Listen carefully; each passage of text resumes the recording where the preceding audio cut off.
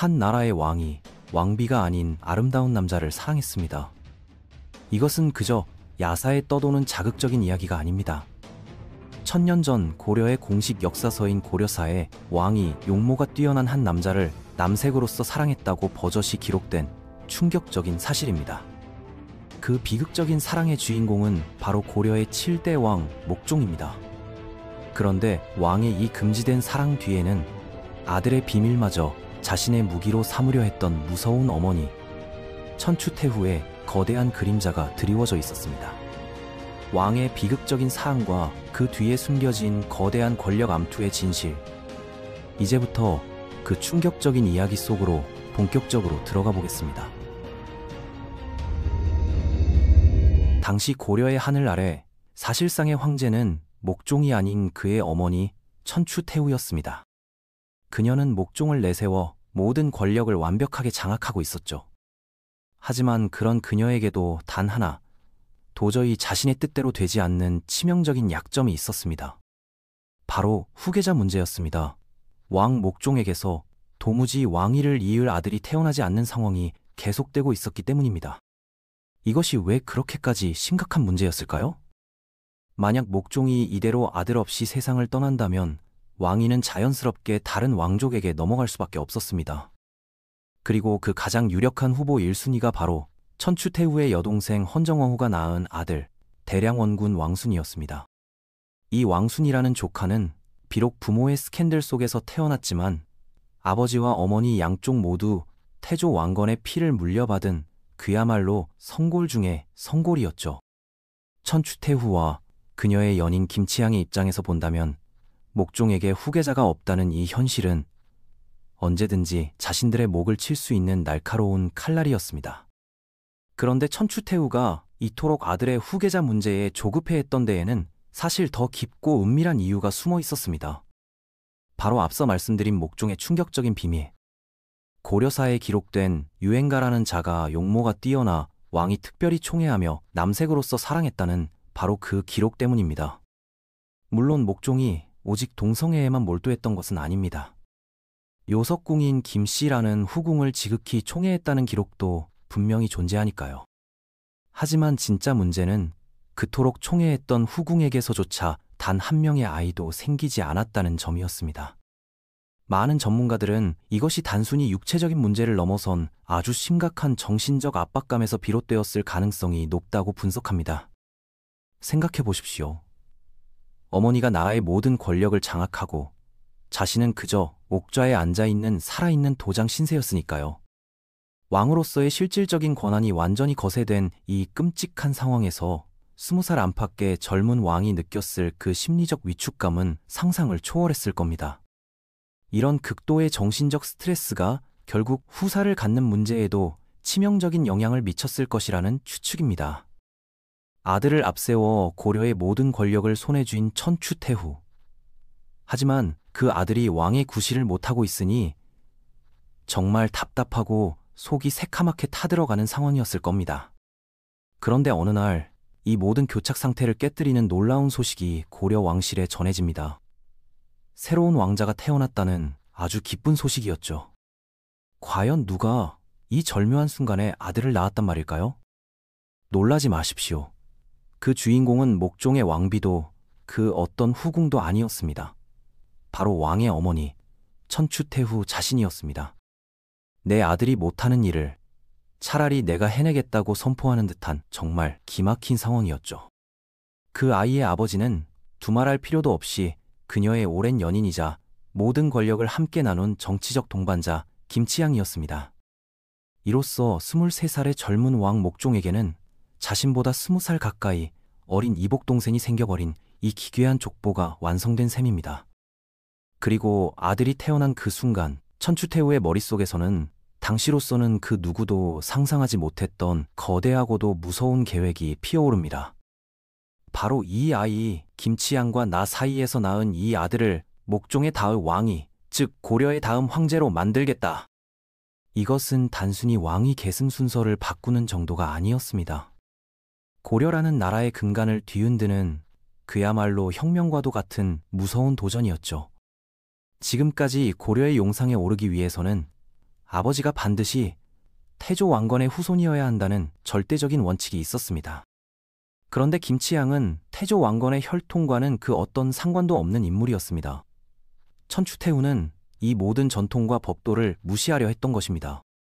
그리고 그녀가 이 불가능해 보이는 계획을 성공시키기 위해서는 반드시 자신의 손으로 치워버려야 할 단 한 명의 존재가 있었습니다. 네, 맞습니다. 바로 그녀의 조카, 대량원군 왕순이었죠. 부모 양쪽 모두로부터 태조 왕건의 피를 이어받은 완벽한 정통성의 소유자. 그 조카가 단 하루라도 이 세상에 살아 숨쉬는 한 김치양의 아들이 왕이 되는 것은 그저 헛된 망상에 불과했습니다. 천추태후는 결국 피도 눈물도 없는 잔인한 결심을 내립니다. 어떻게든 12살밖에 되지 않은 자신의 친조카를 이 세상에서 완전히 사라지게 만들어야 했습니다. 흥미롭게도 그녀는 자신이 과거 오빠인 성종에 의해 당했던 방식, 즉 출가라는 방법을 조카에게 그대로 사용합니다. 하지만 그냥 쫓아낼 수는 없었습니다. 신하들 앞에서 그럴싸한 명분이 필요했으니까요. 천추태후는 아주 교묘한 방법을 사용합니다. 그녀는 어린 왕순의 머리를 강제로 깎아 승려로 만든 뒤 수도 개경에서 아득히 멀리 떨어진 신열사라는 절로 쫓아내버립니다. 일단 이렇게 해서 왕위 계승 서열에서 조카의 이름을 공식적으로 지워버리려 했던 것입니다. 그런데 막상 하나뿐인 조카를 그렇게 멀리 흉흉한 절로 내보낸 것이 조금은 마음에 걸렸던 모양입니다. 어느 날 천추태후는 궁중 관리를 시켜 대량원군이 머무는 그 절로 아주 귀한 술과 떡을 내려보냅니다. 12살 조카에 대한 고모로서의 미안함과 애정의 표현이었을까요? 천추태후의 명령을 받은 궁중 관리는 술과 떡을 가지고 대량원군이 있는 절을 찾아갔습니다. 그런데 마침 대량원군은 절에 없었습니다. 절에 있던 한 나이 든 승려가 말했죠. 대량원군께서는 지금 산에 놀러 가셨으니 돌아오면 제가 잘 전해드리겠습니다. 승려는 아주 공손하게 그 음식들을 받아들였습니다.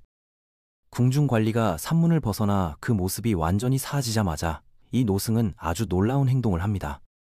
그토록 귀하다는 어주와 궁중떡을 일말의 망설임도 없이 뜰에 있던 큰 나무 밑에 전부 쏟아버린 것입니다.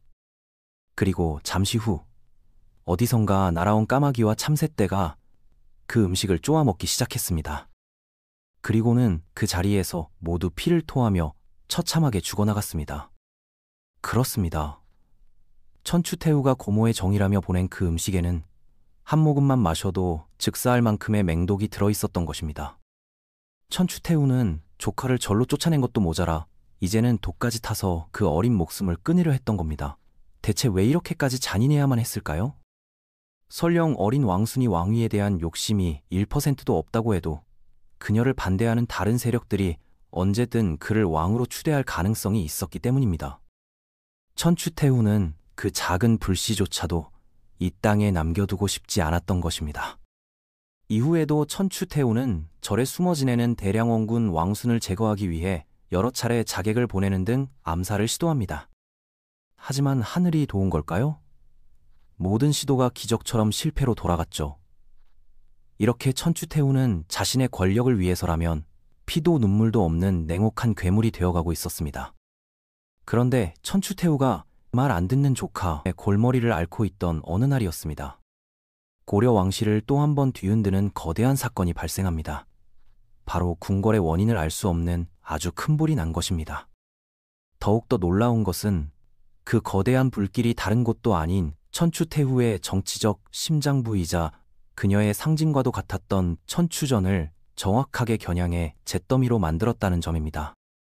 이 화재가 단순한 우연이었는지 아니면 그녀에게 원한을 품은 반대 세력이 저지른 의도적인 방화였는지는 천년이 지난 지금도 정확히 알 수 없습니다. 하지만 한 가지 확실한 것은 천추전이 단순한 건물이 아니라 그녀의 모든 정치 활동이 이루어지던 권력의 중심지였다는 사실입니다. 천추태후의 상징과도 같은 그 천추전이 백성들이 보는 앞에서 활활 불타버린 것은 그녀의 권력에 금이 가기 시작했다는 최악의 불길한 징조였죠.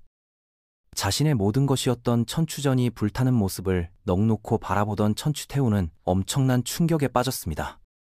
그런데 진짜 더 큰 문제가 바로 후에 터지고 맙니다. 바로 그녀의 아들 왕이 그 끔찍한 광경을 보고 그 자리에서 쓰러진 것입니다. 기록에 따르면 천추전 화재를 목격한 목종의 병세가 그날 이후 급격히 악화되어 도저히 국정을 돌볼 수 없는 위독한 상태가 되었다고 합니다. 목종이 쓰러지면서 그동안 미뤄왔던 왕실의 후계자 문제는 이제 정말 발등에 떨어진 불이 되었습니다. 천추태후와 김치향은 이 기회에 신하들이 혹시라도 대량원군 왕순을 후계자로 추대하지 않을까 극도의 경계심을 갖게 됩니다. 그들의 머릿속에는 오직 한 가지 생각만이 맴돌았습니다. 바로 지금이다. 빨리 우리 아들을 왕위에 올려야 한다. 그런데 그때 병상에 누워 힘겹게 숨을 헐떡이던 목종이 이 모든 판을 뒤엎어버릴 깜짝 놀랄만한 마지막 결단을 내립니다. 바로 자신의 후계자를 직접 지목한 것이죠. 목종이 선택한 후계자는 과연 누구였을까요? 나의 병이 이토록 위독하여 아침 저녁으로 세상을 뜰 것 같은데 태조 폐하의 후손은 이제 오직 대량원군만 남아있을 뿐이다. 목종의 마지막 선택은 어머니가 그토록 밀어붙이던 김치향의 아들이 아닌 바로 어머니가 그토록 죽이려 했던 사촌 동생 대량원군 왕순이었던 것입니다. 목종은 왜 갑자기 모든 것을 걸고 어머니를 배신하면서까지 왕순을 선택했을까요? 여기에는 아주 결정적인 계기가 있었습니다. 바로 한 충성스러운 신하가 목종에게 몰래 보낸 비밀 편지 한 통 때문이었죠. 그 편지에는 실로 무시무시하고도 충격적인 내용이 적혀 있었습니다. 지금 김치향이 팔관회라는 국가 최대 행사를 틈타 막대한 뇌물로 고위 관리들을 매수하고 수많은 신복들을 궁궐 곳곳에 심어 내부의 원조를 구하고 있습니다. 한마디로 어머니의 연인 김치향이 왕이 병들어 죽어가는 이 틈을 타서 대규모 반란을, 즉 쿠데타를 준비하고 있다는 생생한 고발장이었습니다. 이 편지를 읽은 목종은 비로소 모든 것을 깨달았습니다. 자신이 이대로 눈을 감으면 왕위는 피 한 방울 섞이지 않은 김치향의 아들에게 넘어가 고려 왕실의 정통성이 끊어질 것이라는 끔찍한 사실을 말이죠. 목종의 입장에서 태조 왕건의 혈통이 아닌 자가 고려의 왕이 되는 것은 상상조차 하고 싶지 않은 끔찍한 일이었습니다. 그래서 그는 유일하게 남은 정통 계승자인 대량원군 왕순을 자신의 후계자로 황급히 선택했던 것입니다. 하지만 목종의 불안감은 가시지 않았습니다. 궁궐은 이미 김치향의 사람들로 가득 차 있었고 그들이 언제 자신을 해칠지 모르는 일촉즉발의 상황이었기 때문입니다. 그래서 목종은 혹시라도 벌어질 이 위급 상황에 대비해 자신을 지켜줄 마지막 히든카드를 몰래 준비합니다. 그의 이름은 바로 강조였습니다. 강조는 당시 고려의 최전방이었던 서북면 지역의 막강한 군사력을 홀로 장악하고 있던 그야말로 고려 최고의 무관이었습니다. 그리고 그는 목종의 충성스러운 신하였죠. 목종의 비밀 명령을 받은 강조는 자신을 따르는 5천여 명의 최정예 군사들을 이끌고 즉시 수도 개경을 향해 밤낮 없이 달려오기 시작합니다. 강조가 개경에 무사히 도착하기만 하면 김치향이 설령 쿠데타를 일으킨다 해도 목종을 지켜줄 든든하고 강력한 방패막이 생기는 셈이었죠. 그런데 왕을 구하기 위해 개경으로 향하던 강조가 갑자기 돌변합니다. 그는 아무도 상상하지 못했던 정말 기괴하고도 무서운 행동을 하기에 이릅니다. 순식간에 개경을 장악한 강조는 모두가 경악할 만한 일을 벌이고 맙니다. 그것은 바로 자신을 불렀던 주군 왕 목종을 그 자리에서 폐위시켜버린 것입니다.